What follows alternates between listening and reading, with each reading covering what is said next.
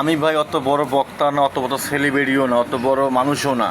আমি একজন সাধারণ মানুষ। আমার কথাগুলো শুনবেন, ভালো লাগলে লাইক কমেন্ট করবেন, নাহলে ভাই ধাক্কা মেরে ফালাই দিন, ঠিক আছে?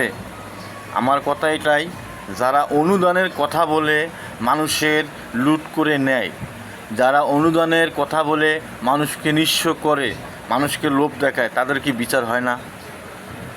যারা এইভাবেই মানুষকে প্রতারণা করে ভাই, তাদেরকে ভাই বিচার হয় না এদেশে?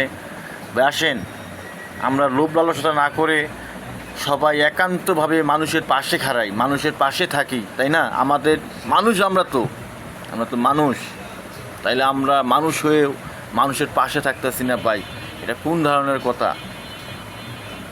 আজকে দেখেন বাংলাদেশে বলেন, বিভিন্ন কান্ট্রিতে বলেন, অনেক মানুষ প্রতারণা হইতেছে, লোভ লালসার শিকার হইতেছে। আমরা মানুষকে লোভ দেখাইতেছি, লোভ লালসাটা শিখাইতেছি ভাই, শিকার পরে কি হচ্ছে? তার অনেক মানুষ ধ্বংস হচ্ছে, অনেক মানুষ মারা যাচ্ছে, অনেক পরিবার নিঃস্ব হইতেছে।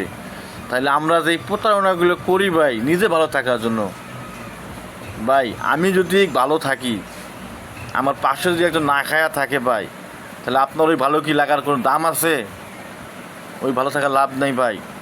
তাই আপনার উচিত, আপনি একজন মানুষ, মানুষের মানুষত্ব বোধ যদি থাকে, আপনার পাশের বাড়ি কী করলো না করলে আপনার খেয়াল রাখার আপনার নৈতিক অধিকার, তাহলে আপনি একজন প্রকৃত মানুষ। হয়তো আমার কথাগুলো আপনার ভালো লাগবে না, হয়তো বলবেন তুমি কি দিয়েছো মানুষকে। ভাই আমার স্বার্থেগুলো যা আমি তাই করি ভাই, মানুষকে কখনো প্রতারণা করি না।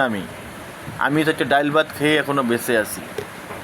কোনো মানুষের কাছে 10টি টাকা আমি খাইও না, 10টি টাকা নেইও না, কেউ করতেও পারবো না। আমার মন চাইলে আমি কাউকে দেই আমার সাধ্যের মতন, না হলে নেই। কারণ আমার কখনো মিডিয়ার সামনে, সোশ্যাল মিডিয়ার সামনে আমাকে বলতে হবে যে আমি অমুক 5 লাখ দিচ্ছি, তমুক 10 লাখ দিচ্ছি, না ভাই।